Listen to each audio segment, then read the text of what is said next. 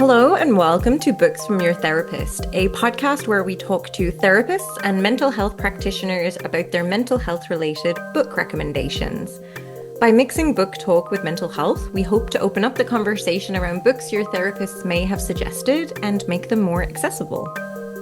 This podcast is not a substitute for mental health care. It's for educational and entertainment purposes only. I'm Amanda Throckmorton, a marriage and family therapist in California. And I'm Tara Kremen, and I work in the book industry in Toronto, in Canada. In this episode, we're talking with Hayley Graham, a licensed clinical social worker.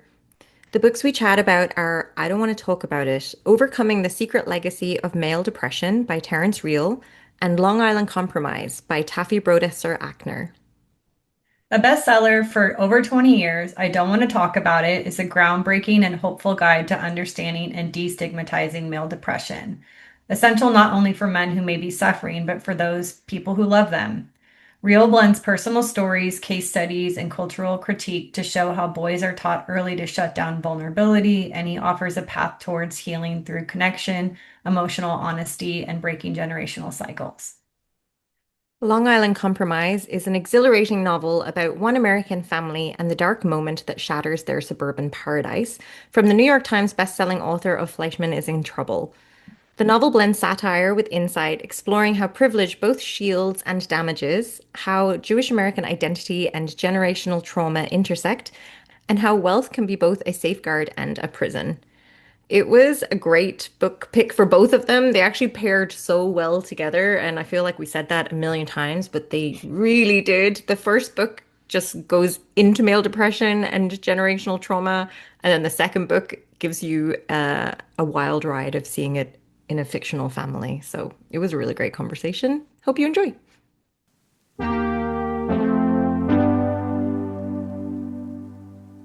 Hi, Haley. Welcome to Books from Your Therapist. Hi, guys. Thank you so much for having me. We would love just to jump into a little bit of an intro about you, like who are you, maybe what your license is, any parts of your identity you want to share. My name is Haley. I am on Book Talk as What Sales Reading, but my day job is an LICSW, which is just DC's fancy way of saying an LCSW. So I'm a licensed clinical social worker. I have my bachelor's and my master's in social work. And I work at a school. And then I post about books and I talk about books and therapy and the intersection of those things. Yeah, I was saying before we started recording that Haley's sort of like one of our ideal guests, given the intersection of the interests. So we're super excited to have you. Yeah, I'm so excited too. I know. I was telling them earlier too that it's like I feel like they stole my podcast idea because they're talking about therapy and books. That's like the two halves of my brain. So for one half, what inspired you to become a social worker? I actually originally went to school. It's funny looking at it now because I'm like, what was I thinking? I was like, oh, I'll do international business because I was like, oh, the world needs help. Like I was going to be the savior of everything. And then I realized that social workers and, people that were like had boots on the ground were the ones that were actually doing that kind of work. And I always just cared about social justicey kind of things. I grew up in a really big family that just had a lot of personalities, a lot of crazy. And so my running joke for a long time was like, I think I should just get paid for the stuff I was already doing as being a social worker. It just sort of already made sense in my brain. And then I went to a school that had a really good social work program with some professors that just like really cared about what they did. And as soon as it's kind of that thing where they would talk about it, and I was like, oh, I would follow you anywhere. Yes, I'll do it. So I just quickly got on board with the program and I really, really loved the work I was doing in my internship. And I knew I was going to want to get my master's and do all of that too, just because it was fun and it was, I was good at it. And I was like, wait, this is awesome. So I've been enjoying it ever since. Truly. It hasn't entirely felt like work for the past like 8 years I've been doing it, which I think is usually a good sign. Totally, totally. Sounds like it was partially already inside of you and then a few things coming together where you're like, oh, this makes sense. For sure, for sure. And I did work like a job that I had in college. I was at one of those like really horrible troubled teen camps that they have that you hear like the documentaries about afterwards. And I remember being there and being like, this can't be it. Like Mm. there's something here that's cool about this, and then something really, really messed up about this. Like there's got to be a middle ground, which I think also kind of gave me a kick in the pants of like, people need to do this the right way. It's really important that people do it the right way and help kids where they are. So yeah. And since then, we've been cruising. It's been great. Wow, that must have been such an experience to your point. Like, wow, this is like probably not the right way to be doing this. Right. I've watched 100%. all those I know, documentaries. me too. Me too. And I'm like, oh my God, wait a minute. I lived this. Like, this is crazy. I mean, granted, some of them are a lot worse than what I saw, but I mean, yeah, very, very crazy stuff. But again, to the point of like, oh my gosh, there's people out here that are totally like not, I don't even want to say not qualified, but just, yeah, that are totally wreaking havoc on teenagers' brains. And I was like, there needs to be people out there that can stand up and say like, that's not how that's going to work. Hmm. Which I think, again, pushed me into like, there has to be a better way to do this. It's great that Totally. you used it as inspiration rather than fleeing from the system because you could easily have gone the other way. So that's really great that that it just inspired you to do better work. Yeah, for sure. Yeah. I think yeah, you can go one way or the other. And I ultimately decided on the one way. So to address the other half of your intersect of interests is book talk, books, and TikTok, which I was saying before we started recording that I found Haley because she had recommended this book called Almond, which I absolutely loved. And it was by a Korean author. And fun fact about Tara and I, we actually met and became friends because we were teachers in South Korea So together fun. years ago. And so I'm super curious about just what your TikTok experience has been. It's been fun. It's funny because it's not my wheelhouse typically. Obviously, my wheelhouse is social worky things. So I think if anything, that's kind of been fun because I don't take it so seriously. I have the luxury of kind of being like, I can just have fun with this and do whatever. So it really is for me just like wanting to get people reading, talking about books. I know there's sort of I don't want to even say stigma because that sounds too serious, but of book talk being only for like romance, smut, fantasy, ACOTAR, like all of that stuff, which was just never my jam. And I had so many books that really kind of opened up my world for me. And I was like, wait, I want people to read these. Like these books are really what, or have a little wormhole in my brain. And I just want to talk to people about them. And that's kind of where it started, was just like, hey, did anybody else read? I can't even think of some of the early ones that I read, but like there were just some that I was like, I need to talk to someone about this. And that's kind of how it started. And honestly, it's still kind of how it's going. That's sort of my favorite books to do, or just like recommendations and making it fun, talking to people about them. And then also finding some books that some people of just like walks of life people have never experienced.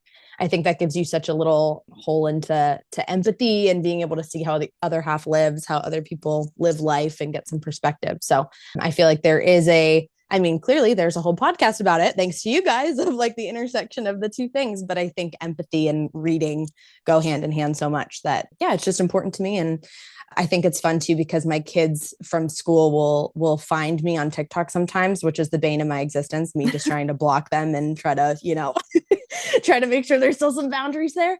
But it is funny because they're like, oh my gosh, Miss Haley's kind of cool. Like people like talking about books, and it kind of gets them like, wait a Uh, minute, maybe books are kind of cool. Like, so that's been kind of fun too, is sort of instilling that in them.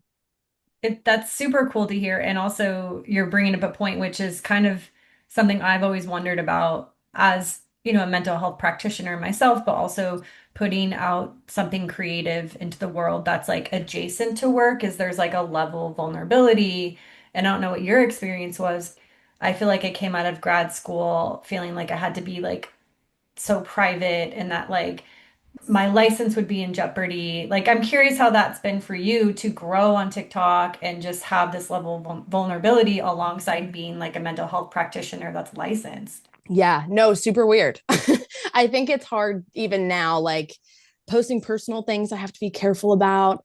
There's certain things I have to just grapple with them myself of like, if am I going to feel okay if I go to work and this kid calls me out on that, And It's led to a lot of really good discussions, honestly, of the way I phrase it with my kids, because obviously I'm in a K-5 school, so I have to use my social worker language, but be very like, we all have an inside person, we all have an outside person. I have my work version of Miss Haley, and then I have my Miss Haley that has a life. I don't come in here and tell you about a fight I had with my mom because that would be silly. So I'm not going to tell you about XYZ because that's not what that's for right now.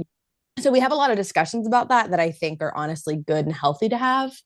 And I think more of, I guess, maybe like a modern day of looking at it, I think that like social work and mental health in general, there's maybe a need for that kind of conversation of, because it's always gonna be like that now. We have technology, and what does it look like for us to, there's a chance I see my own therapist one day scrolling on TikTok, and am I going to be able to have a relationship with her having seen her online? Yeah.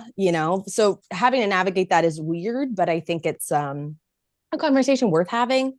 And I think there could be some benefits to it ultimately too. So definitely weird. I did have a student one time who was on the spectrum, so social skills were a little off. I remember coming into the hallway and he screamed, "Ms. Haley, you cuss!"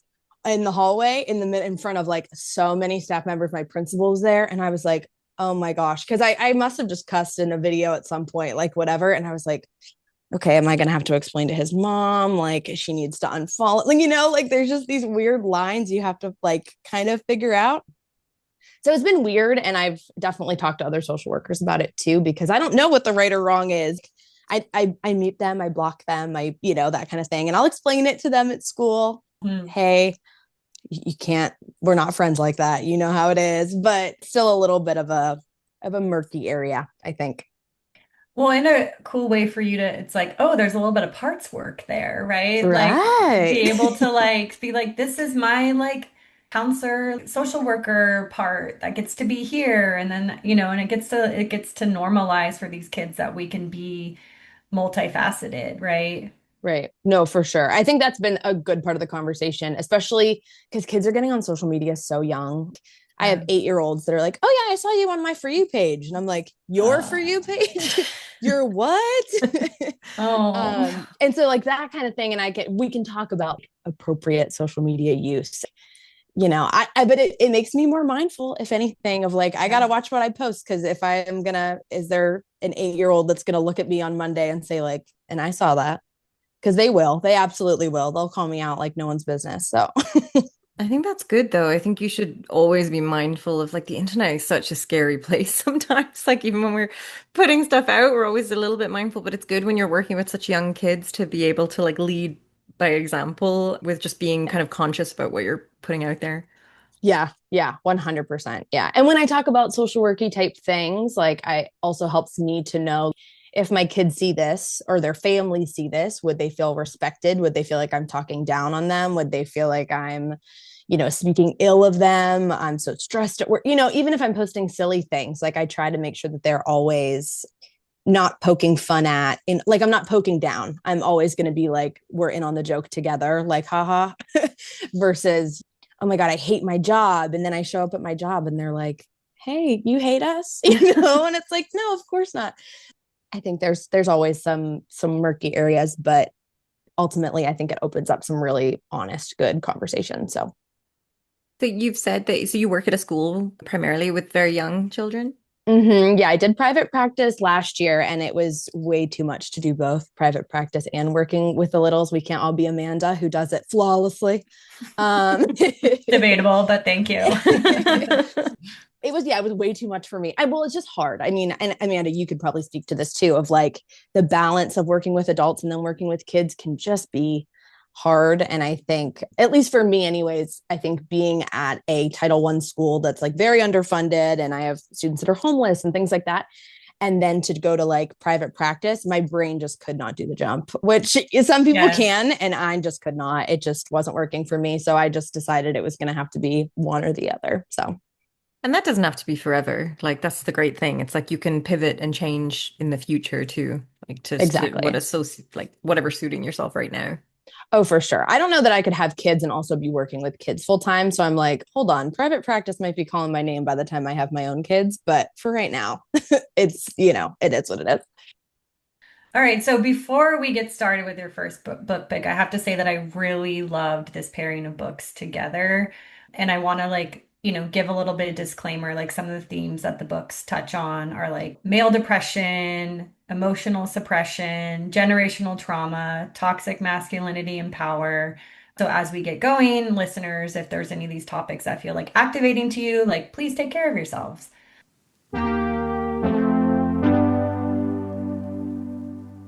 Let's jump into your first book by Terry Real. I don't want to talk about it. Why did you pick this book? I love this book. This one I was not expecting to love at all. This one was a random Libby hold that came up as an audiobook, and I was between like five other audiobooks, and I was like, whatever, sounds interesting, whatever. And I remember at the time I was in therapy myself, and a lot of, whenever you're in therapy yourself and you're mostly at first dealing with other people's junk and how it affects you first, and then you kind of get down to your own stuff. And I was like trying to figure out a bunch of family things. And I was like, male depression has to have had a point in my life too, So I'm like thinking about it. And so anyway, I see this book and I was like, okay, let's just give it a shot. And I ended up loving it because I think it spoke to like multiple different ways that male depression shows up in ways that you just don't assume are depression. You think of depression as, how it shows up in a DSM, which is, oh my gosh, like you don't go to work, you're so tired. Oh, you can't wash your hair. You can't do, which of course it shows up like that for men sometimes as well. But there's a lot of other ways that it shows up. And I think women usually are well versed in this before we have a name for it. A lot of us have known depressed, angry men, or like it's sort of set up to be that way. And I see a lot of, there's a lot of memes and stuff all the time. I'm sure you guys see them too, of like, I think one of my favorite ones, there's a video, and hopefully you've seen it. Otherwise, this might sound crazy. There's like a video of a dog that's in a, like, clearly the back of the cage is fully open, but like he's stuck between the two things. And it's like, this is the male loneliness epidemic. Like, just turn around, just literally walk away. So I think there's, from a clinical perspective, individually, it's super interesting, but then from a society perspective, why is it that men are socialized this way? And how do we as women play a role in keeping men in those systems that also disenfranchise us at the same time? The patriarchy doesn't work for anyone. And I think that Terry Real does a really good job in this book of showing you what that looks like individually, like with clients that he dealt with personally with himself, and then at large, like how are we all playing into some of these stereotypes, and how does it show up for real people in real life, which I just thought was super interesting. So I think it was very revolutionary for me in thinking about men in my life and clients. I think it was just helpful across the board. I really loved it. I like had started this book. I think this always happens where I'll like start a book and I'll like read 5 or 6 chapters and I'll put it down or whatever. So I was like, oh yeah, I get to revisit this. And I know a lot of Terry Real mainly through his work with, I don't work with couples, but he works a lot with couples work, particularly around like couples that are cis hetero and the men are like difficult men. And Which makes it a little bit of a hard read at some parts, because I'm like, oh my God, he's better than me. I'd jump across the table.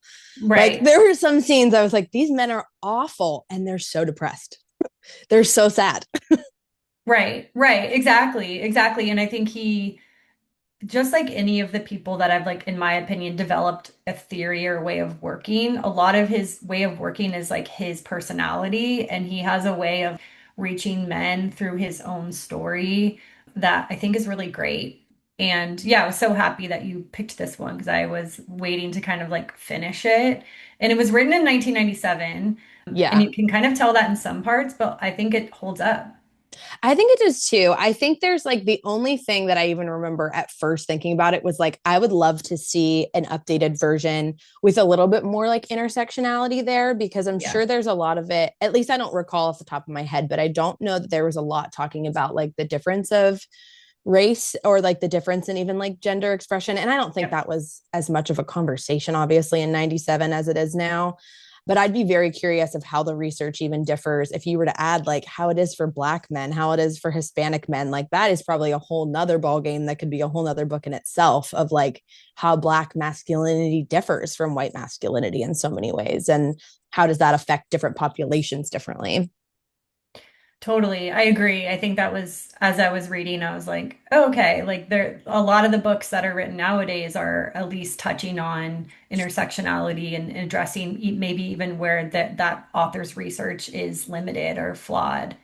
Yeah, for sure. And yeah, like I think it still, again, holds up. Like all of it still felt very true to me. But I think there were definitely some parts that I was like, okay, yeah, this could be, if we expanded on this now, I think it would be an even harsher reality than it is, whenever you're first reading it. No, it was funny. Amanda asked me sort of what I thought of the book because I listened to the audiobook as well, and I didn't realize that it was 1997. And it was like some of the examples felt like a little bit dated, but maybe potentially still exist. But my only thing, I was so surprised at like how much of himself was in the story, like Terry Real. And Amanda was just like, "Oh yeah, Yeah. that's his whole thing." I Yeah. And I had wonder no how idea. much that comes up for him too, because like I don't know how much of this he shares with clients. And I'd be curious just to even know that of like, yeah, how much do you tell people of like, yeah, my own father was like clearly, and for those who haven't read the book who might be listening, they start off the book talking about his own abusive father who he was kind of grappling with his feelings towards and was trying to kind of open up to his dad, which required him to have a conversation with his dad about like, why are you like this? Why do you treat people this way? And his dad finally, eventually, with a lot of grit, kind of had to face up to who he was and what he had experienced, which was, I think, literally the first line I want to say that I was looking at it this morning and I was like, wow, this like really brings you in hook, line, and sinker. Yeah, the first line is in high school, my father saw two boys he knew drown. That's just how it starts. This tragedy became one of the central metaphors of his life. A drowning person will grip you. My father told me if you get in too close, they'll pull you down with them, which I think is a perfect way to start the book because I think that just explains it completely of like male depression coming from disconnection and why do we teach young boys to be so disconnected from themselves and from one another, which plays a lot into Long Island Compromise, which is why I wanted the two together because I think that's the central theme of both of them, really. Yeah, you're touching on it now, but I'm like this book centers a lot on covert male depression, essentially how men are taught to disconnect from their emotional selves due to patriarchal expectations. Terry describes covert male depression as a silent epidemic. How do you see this showing up in men, and why do you think it often goes so unrecognized? I think a lot of times it shows up, unfortunately, as like narcissism. I think that's obviously an overused word that people like to just kind of throw out now for anybody who's self-absorbed. But I do think self-absorption is like a way that it can kind of manifest itself. But a lot of times it is like I have to look out for me, kind of like the line that we were just talking about of like other people are gonna pull you down. You have to stay focused on yourself, and I think there's so much tied up in this male idea of kind of like having to stand up to discomfort and feeling like you have to be the one to bear the brunt of it all. So if you were to say, "Hey, I actually like I can't do this," or "Hey, this is too much for me. I think I like need a minute." Like the idea of needing a minute requiring so much shame for a man is like something that I don't think always computes for me personally, or like as a woman, I don't like it, the world has been set up that I can do that a little bit more easily. And I think that it's interesting that even the notion that you would need a second or, have to kind of deny honest aspect of yourself of like, I can't compute all of this right now. I need to take a second and like process this. The fact that that would be seen as weakness and something that could so drastically impact your self esteem is something that really plays a hand into how it shows up. It talks a lot in the book too about like alcoholism and leaning on substances, just externalizing. I think a Mhm. lot of men in my life are really big externalizers, which also just brings in a lot of like blame. I think there's an expectation with men where they kind of release all these emotional needs to a woman and then resent the woman for dealing with the emotional needs. And I think that it affects marriages and relationships with daughters. I think there's always a wall between men and this like emotional side of themselves that they can't access. And I think that's probably some of the most painful parts of relationships with men who don't know themselves, who aren't willing to kind of do the work because it's scary. And of course it's scary. Like it's emotions are scary business, especially if you've been taught from the time that you were young, you don't identify with your mom the same way anymore because that would make you weak. And I think that men put a lot of blame on women for dealing with the emotional toll of life because they can't do it. And then that can't brings shame. Does that make sense the way I'm explaining it? Yeah, absolutely. And I think it's kind of leading into my next question of like, I think it's more socially safe for men to express anger than sadness. And I think Yeah. what you're speaking to is I think Terry names it as like carried emotion. I can't feel sadness around this, so my partner is going to like feel that sadness for me.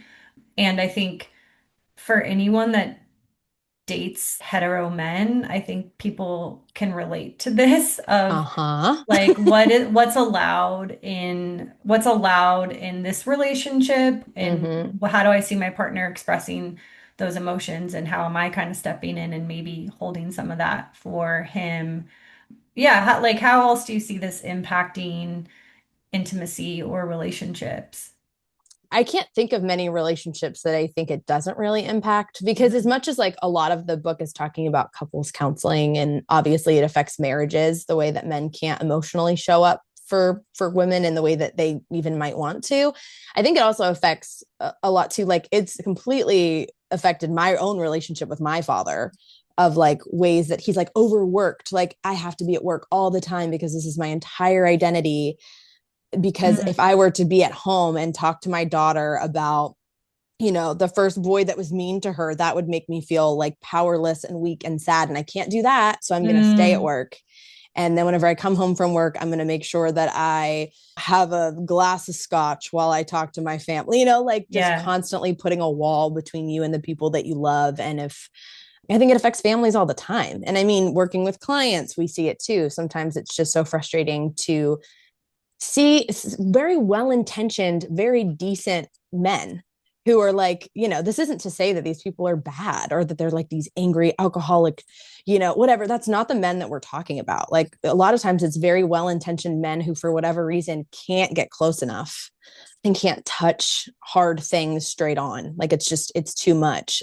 I know I was in a previous relationship. We had a constant thing about talking about things in families of just like, well, yeah, why don't you guys talk about that in your family? Like that's just sort of a taboo thing. And it was like, oh my God, I was insane for thinking they should discuss something. And it was like, oh, connection is horrifying because they had a Hmm. very patriarchal father who was like, he was the leader of the family. Hmm. And he had decided they don't talk about those kind of things because that would put him in a powerless position to admit he was powerless over something. And that was a non-option. So, I think that's kind of a lot of times where just families that don't even know each other that well. This book talks a lot about how trauma can be passed down from father to son. So, can you chat a little bit about what generational trauma is and why it's important for everyone and not just men to understand? Oh, 100%. Yes. Generational trauma is like one of my favorite things to talk about, which is probably a dark sentence. I'm like, ooh, we're at happy hour. Let's talk about epigenetics. Yeah. So epigenetics is part of generational trauma, but the idea that beliefs are passed down and that, I mean, there's a lot of things that are passed down clearly, but a lot of times we pass on a lot of in our DNA, there's epigenetics. So it's essentially the idea that things that you've experienced or so, and that your parents have experienced, your grandparents, your great great grandparents, all of that exists somewhere in your DNA. There's another book that I really love called It Didn't Start With You. I think it's by Dr. Mark Wolm. Amanda, do you know that one? I do. Yeah, I'm forgetting the author, but it's I great. know I have it somewhere too, but it talks a lot about that too, of just there's a lot of science that backs up, even like Holocaust survivors, like they might have experienced something really dark, never told their kids about it a day in their life, because it was just so dark. And then all of a sudden around that same age, their children will start to experience like really crippling symptoms all of a sudden. And it's like, where did that come from? It literally lives in your DNA. So even if it's biological just as much as it's learning from your parents what we do and don't talk about, what we do and don't, how we experience the world, stereotypes that we hold, cultural things, all of that environmentally, but also biologically too. And yeah, so this book obviously really gets into that, especially talking kind of from a gendered perspective. Again, this is from 97, so they didn't give us a whole lot of wiggle room when it talks about people that don't conform to that. But kind of the idea of like boys gravitating towards their fathers, girls gravitating towards their moms, of like, what is a man? What is a woman? How do we do this? And so, yeah, some parts of it are definitely biological and some parts of it are just things that you learn from being in a family. I don't know, Amanda, if there's more that you would expand on with that that I didn't touch on. No, I think the only thing I would add is like back to the point prior to this of like when there's certain things that aren't allowed in a family, like we don't talk about these certain things or we don't feel these emotions. I think connecting to the why it's important to examine these things is like if you don't examine these, you're then now carrying this into your family and your child, right? Yeah. So I think for me in this work, like when I work with men in particular, I think finding a why of why this hard work is important is like, is you have to do that because making that connection, if I don't resolve this within myself and start actually doing the hard work of leaning into things that maybe weren't allowed in my family, like my kids are also going to have these same feelings or lack of feelings around this thing. Yeah. Yeah. Like the pain of not addressing something can just go dormant for so long. And like at some point, someone's going to face it in your family line. Somebody is going to want to say, like, hey, we need to unearth this to understand it. Because you have to learn from history. Otherwise, you're just going to repeat the same mistakes. Why wouldn't you? I think it's good to say the why because it Yeah. maybe it's the cynical side of me, but I could imagine a listener saying, you know, if it's generational trauma, it's inevitable. So Right. I can't do anything about this. But I guess the point of this book is that you can, and you can kind of change what it is for the next generation and just be more aware of it. 100%. Yeah, there's definitely nothing set in stone about it. You know, that like I think the whole point is being able to be aware of it so that you can make the changes. And the changes are possible. Like people find them all the time. You know, it just is a matter of being able to acknowledge that you need them. hmm And as this book sort of talks a little bit, as you've mentioned about like the patriarchy being bad for everyone, a line that stood out to me was that if traditional socialization takes aim at girls' voices, it takes aim at boys' hearts. And that really Mm, just kind of broke my heart a little bit. So, what does a healthier version of masculinity look like to you, and how can mhm. men start to move toward it? Yeah, yeah. It breaks my heart too as someone who works with little boys. And I'm like, oh my, like sometimes they're so sweet. And you're like, oh, I just want to, you're a little gem right now. And the world's going to try to harden you. And you just want to like keep them in your Mhm. little hands. Because yeah, there's the world is not created all the time to kind of protect them in that way.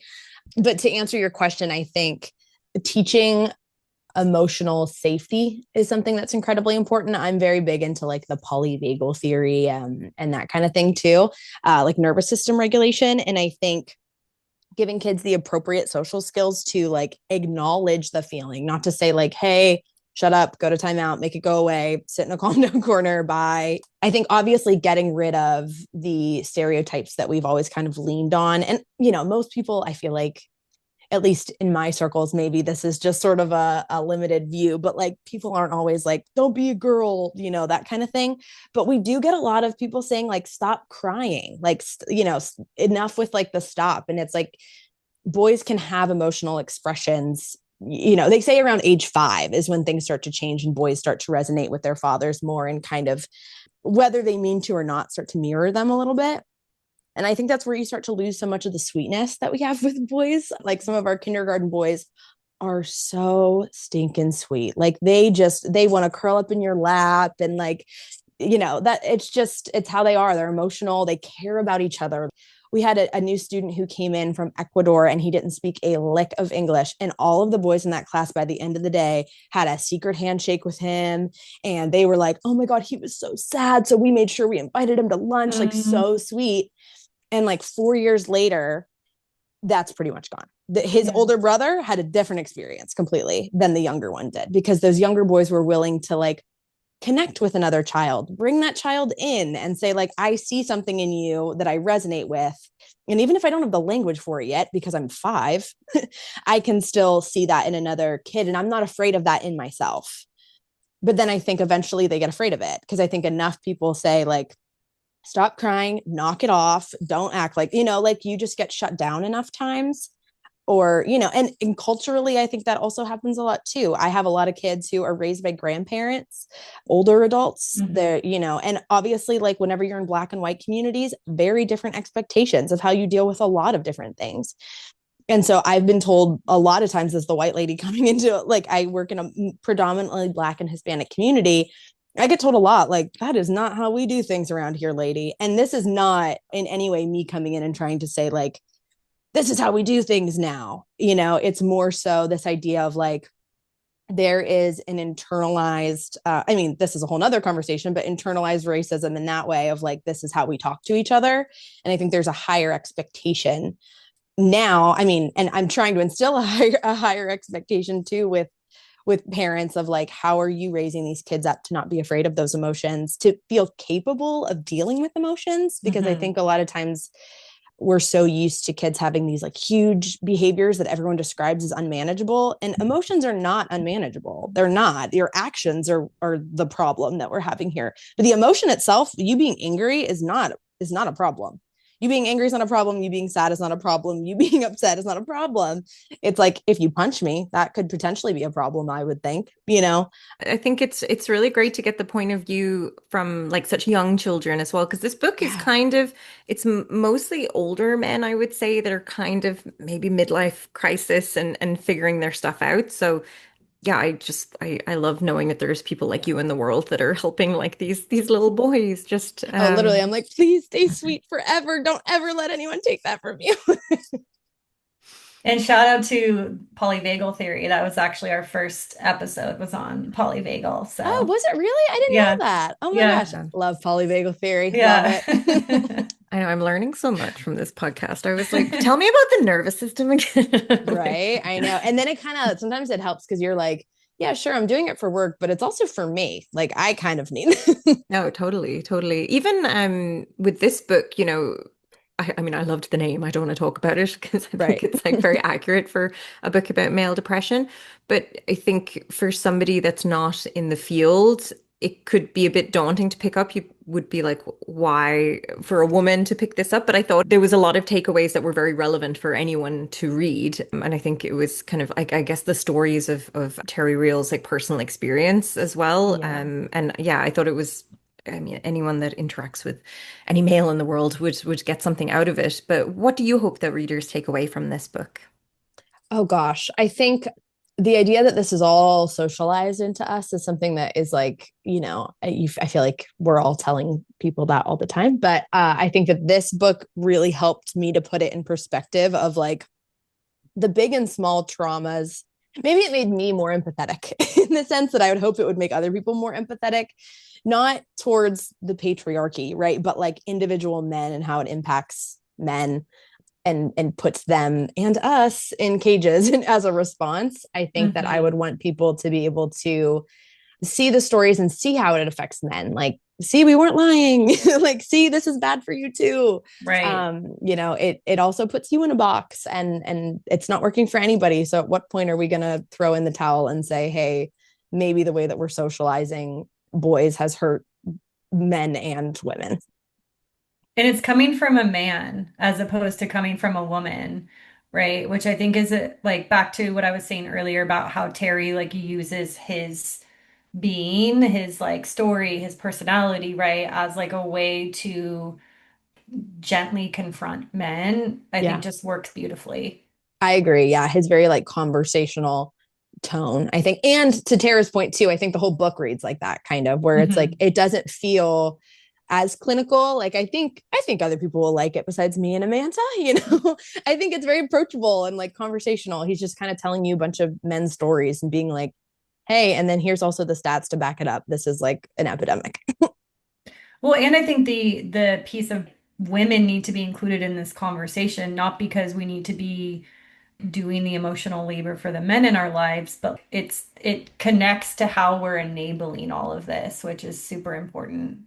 Oh yeah, some of the ones there was one that I was looking through today as I was leafing through it again. Some of the marriage counseling sessions that they were kind of going through where there's just wives that are like there was the one where she was sobbing and she was telling him like how much she hated him and going through all of these things and like the way that he was having the conversation with her to like show how she played a role in it, not in a negative sense towards her, but just kind of like how we all accidentally participate in this and shy men away from emotions because it also works for us to like we're used to our well-worn in roles now. Hmm. I am like I have a real issue not mommying every guy I date and it's because of this, like that's a way I participate in it myself. Yeah, Totally. And it's a curse. yeah, I know. Right, I It's know. like, ugh, right. It's like, and just to like, I think be able to understand that we're imprinted by these systems in place and to not internalize it and like feel shame around it, more to be like, okay, and how do I take action around this? Yeah, yep, 100%. Yeah.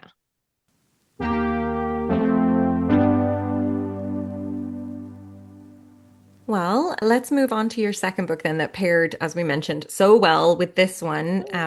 So we're talking about Long Island Compromise by Taffy Brodesser-Akner. So why did you pick this book? Oh, because I love it. It's so good. I Loved it. really enjoyed it. I was very Yes, pleased that you yes. picked it. Well, and I thought about it after I recommended it for to you guys. I was looking at it and because I was rereading it actually, and I was like, hold on, how does this start? And the fact that it literally starts off, well, I mean, it starts off with the beginning where Carl is kidnapped, which we'll get to, but then it goes right into the dominatrix scene of him like fully being with the sex worker, and I was like, man, I'm gonna scare them off. I'm gonna be like, this is how we start off as him with like a ball gag in his mouth. Definitely not. That pulled me in. Right? I know. I was like, wait, this guy is so fascinating. Maybe that's Hmm. our therapist side showing Amanda because I was like, oh, Hmm. this guy's screwed up. I want to know everything about him. Yep, exactly. Exactly. Well, for listeners that are not familiar, could you give us a bit of an overview of the storyline? It starts off like the first scene is in 1980, and that is where there is a very rich couple. They are a Jewish family. So there is Carl and Ruth, and they are kind of, their life is kind of run by the matriarchal figure, which is Phyllis, which is Carl's mother. Ruth in the story is pregnant with their third child, but there's two younger boys. And at the time when the story opens, they're, like 8 and 10 or something like that.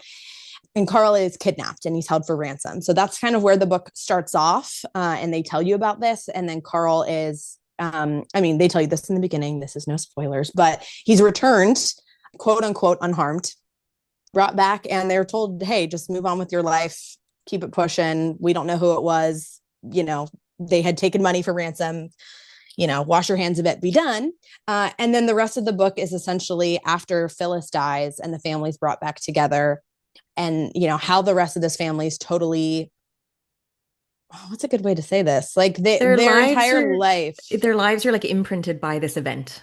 Yes, their lives are definitely imprinted by the event of Carl being kidnapped, even for Jenny was not even born at this point. Ruth was pregnant with her at the time, and so the entire story is following the different siblings as they're going through all of this and all of the different ways that they have processed and projected their trauma and their father's trauma in their own lives. And I think it's just kind of a masterpiece family drama in my head. I think it's super interesting. I think it's probably really interesting for people that are Jewish. I'm not, but I think if you grew up in a Jewish family, you'd probably resonate a lot with a lot of the Jewish influence in it as well. But yeah, I love this book. It's so good.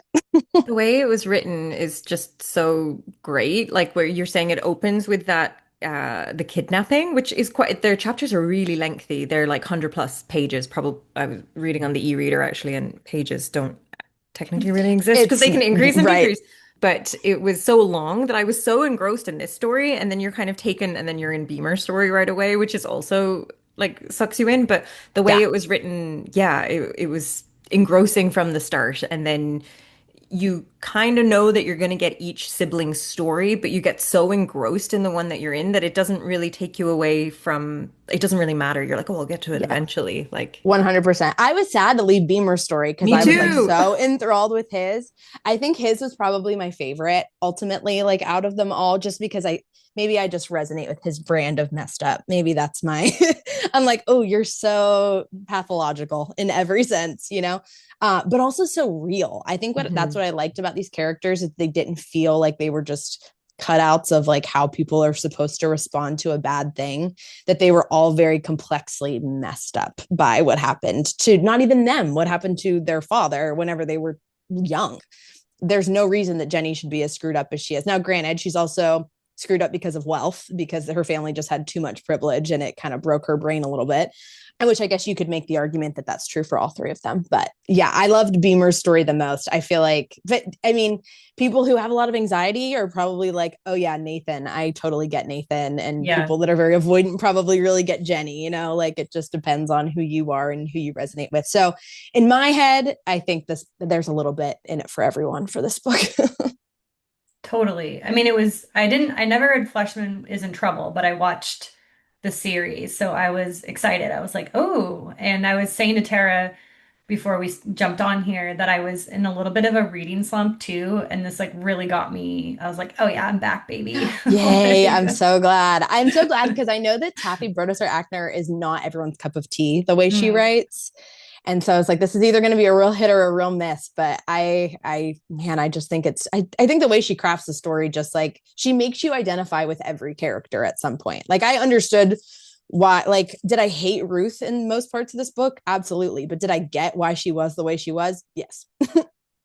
totally. And you kind of touched on it, but all of these characters inherited these wounds that they don't fully understand. Yeah. And how does this shape their lives? I think like starting off even from the beginning with Beamer, and this isn't to give anything away. I don't think these are spoilers, but he works in film. And so his whole thing is like writing these shows with his best friend, writing movies. And he had like one hit. And since then it's been kind of a flop. And so like we were talking about in the last book, he's incredibly disconnected from his family, even though he loves them. Like he loves them so much. It's like painful to hear him talk about how much he loves them. And he's so scared of them. Like can't get close to them, can't be near them. He's like clearly doing so many drugs. They talk about that from the very beginning. He's going to see this dominatrix, even though he loves his wife, and he's terrified of her. It doesn't want to lose her, doesn't want to lose his family, but then is actively throwing things in the road to get away from his family. And then he's also, working through in his career, like all of his movie plots that he comes up with end up talking about a kidnapping. It'll be a completely different story, and they all end up about a kidnapping, which I just think is so honest of like, and at the end of the day, it's all going to come back around to the origin story of what you guys haven't dealt with as a family. Hmm. And the line that comes up throughout the book that they mention over and over again, it's Phyllis, Carl's mom, saying, this didn't happen to you, it happened to your body. It didn't happen to you. Hmm. And I think that that's like the perfect encapsulation of both books, honestly, of like trying to tell men to divorce themselves from painful things because they can't deal with them. And the family can't deal with them either. I can't deal with the patriarch of the family not being fully competent. And so I need you to man up and I need you to get over it. And it, completely upends the rest of their family's lives. Their trajectory is totally different because they can't get Carl to get over what happened to him. And then he's pushed that onto his children, which I just think is like fascinating and kind of brings the whole thing full circle. I mean, if someone's learning about inherited trauma, generational trauma, epigenetics, I kept thinking like this author, like this is like the perfect book, I think, in Yes. terms of addressing that, because I think as the reader, you kind of understand, like, the backstory of why each child is responding the way that they are. But I was like, yes, like reading this, like what an amazing way to like really illustrate what this looks like. Exactly. I thought it was like a perfect illustration. I was like, she must have really, my assumption, I don't know how people who like or have an MFA or like how they get information that they're looking for, but I'm sure she had to have like consulted actual therapists and people that, because it wasn't so on the nose, but it was on point. She wasn't like Yeah. directly leading you to it of like, oh, look at how messed up they are, but she, like you pick up on it as time goes on of like, oh, I see why she made Jenny as avoidant as she is and why Jenny refuses to have kids. Like that makes sense now, but it's not so on the nose that it's like, man, that was lazy. It just was Right. not a lazy book at all. No, and it's also so funny. Like it's very funny and like satire is just a great tool to mirror society. Yeah. What do you think this book satire is saying about the modern American dream? Oh my gosh, that it's a lie.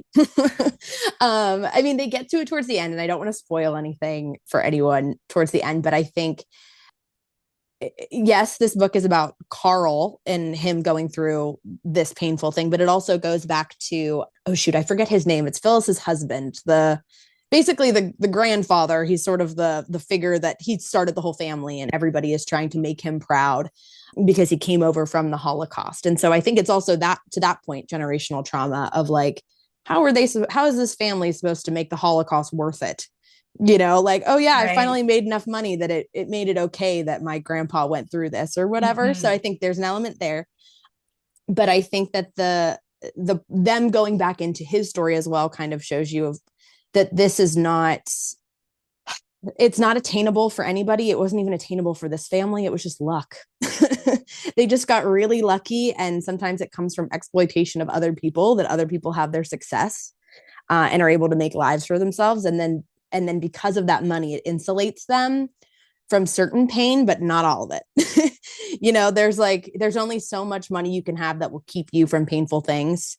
And these painful things sometimes happen because you have money.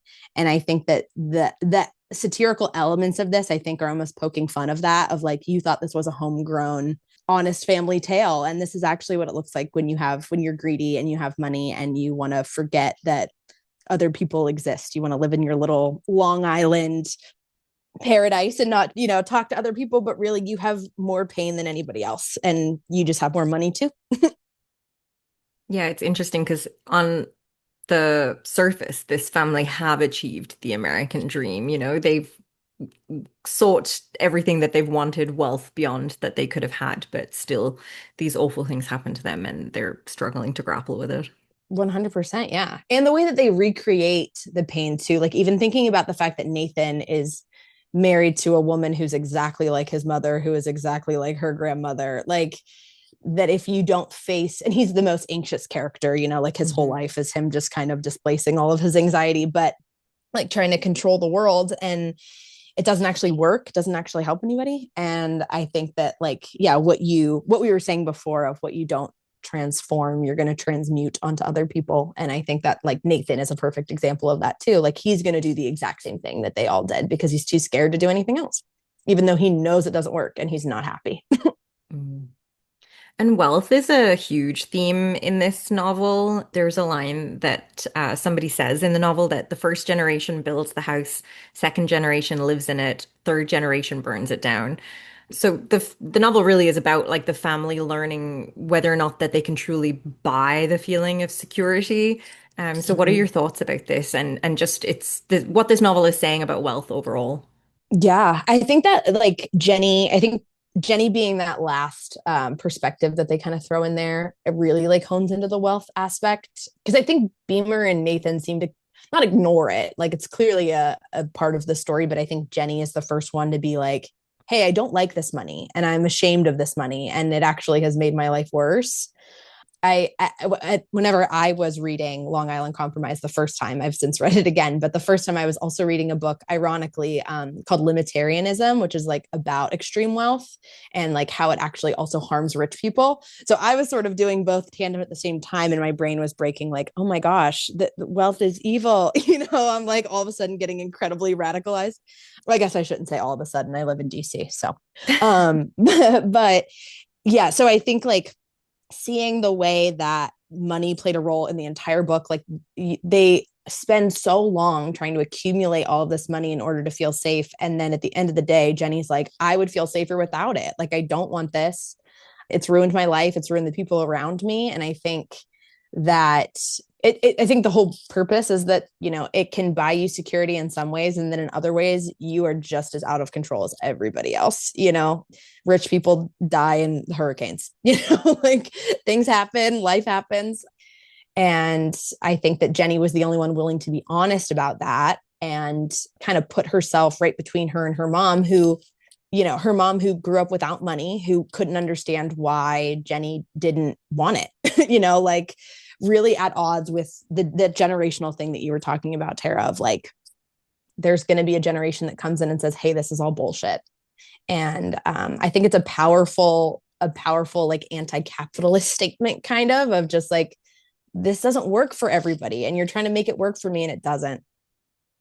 Yeah, it was interesting as well that the mom really like kind of hounds the children to like you'll never actually understand a struggle because of Yeah. like this world that you live in as well, which is I don't know, it's kind of the Right. whole I know. commentary on wealth is yeah, it's it just my brain was sort of going off on it. Yeah. It made me think of it too, because I know even like my own parents, I grew up in Pittsburgh and it was my parents were very blue collar. My dad was one of 9 kids. So he was always like, you don't know what it's like to struggle, And even I remember growing up, like whenever I was going to get my mom's car and she was going to get a new car and my dad was like, no, she can't have this car. She's got to buy it because I had to buy my car. And my mom, I remember being like, well, yeah, but we're not in that, like, we're in a position where we can give her our old car and we get a new one. Like, we're not saying we're buying her a Mercedes Benz for her 16th birthday. She's going to get a 2001 car, But like this idea of what's inherited and how much you work for and how people don't understand struggle. Because I think there's a little bit of you need to know struggle for like character development. And so I think there's a part of Ruth that I really appreciated in this book where she fully resents her children of like, you got to have this thing that I didn't get to have. And now I'm angry and I have all the money and I'm angry that I gave you all the money. Like it's so complex and just Mhm. so interesting to me. The psychology of it is just like, I could spend all day. Yeah. And so unfair to not think that her children are struggling at all when the whole book is about how they're mentally not dealing with things at Right. all. Yeah. Yeah. And like if you aren't given struggle, you'll make some. Like Beamer's ruining his own life. This is Hmm. just, and we all know that, but he doesn't realize that that's what he's doing. The irony too of working so hard, this is like speaking generally, like working so Mhm. hard to be in a better financial position maybe than like what your young family life was like, right? Right. And like working hard and wanting to do better for your children, but then still wanting them to have the same exact struggle that you had, as opposed to acknowledging like there's always going to be like a different set of struggles that are going on is so it must feel so like internally conflicting for people to be living this out. And it happens all the time, right?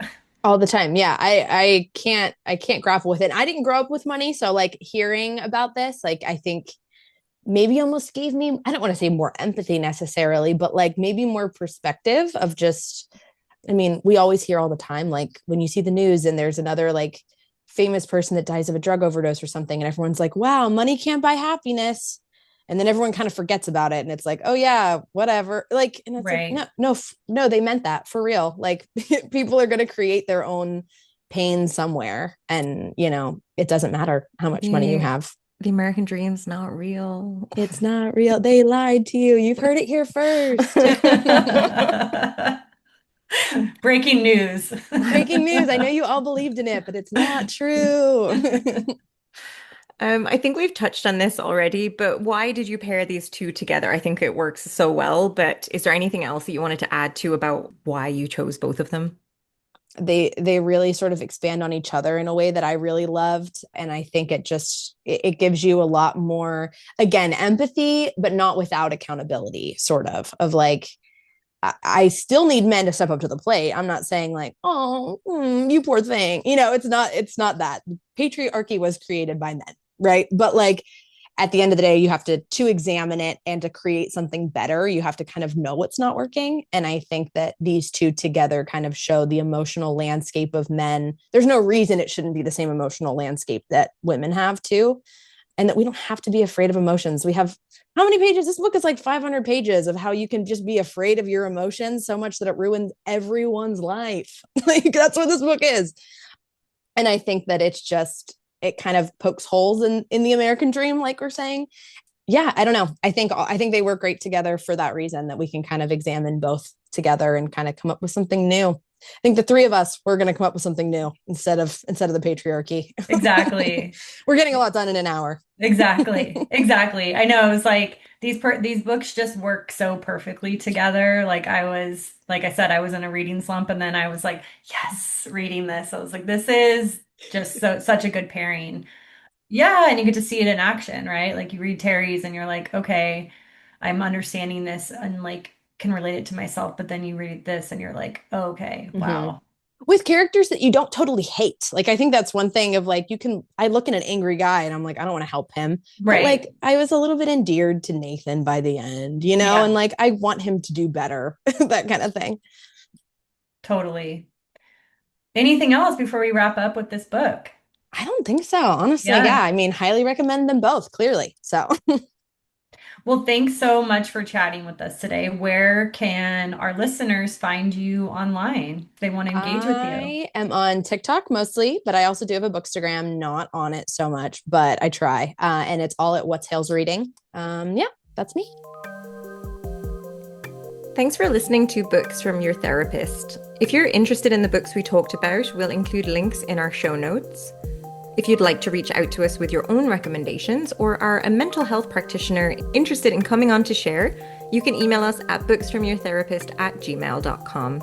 Follow us on socials. We're at Books From Your Therapist on Instagram, Threads, and TikTok. And you can follow me on Substack at Tara Kremen. And if you're in California and interested in working with Amanda, you can find her at amandathrockmorton.com. Happy breaking generational cycles. Happy dismantling the American dream. Yeah.